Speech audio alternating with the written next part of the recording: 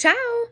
If you've been watching the latest on Bluey, you know that Bluey is coming to the Macy's Day Parade for Ringraziamento for Thanksgiving, and it's also going to involve a palloncino, a balloon. They're going to be doing something with Keepy Uppy Expert, aka Esperte the Keepy Uppy. So I thought it would be fun for us to learn some words from the Keepy Uppy Expert episode that they have for Bluey in Italian. So let's do it. Ready? Help is aiuto. Orange juice, succo d'arancia.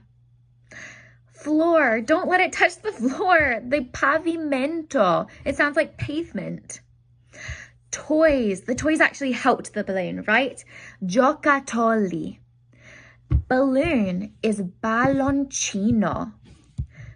Balloncino.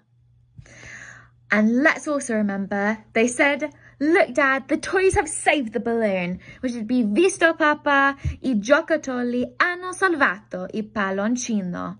Now, are you an esperte di Keepy Uppy? Are you Keepy Uppy experts? Well, message below if you want to learn some more Italian. Hope you had some fun learning some Bluey words. And guess what? You can find more stuff like this because Bluey has English and Italian episodes on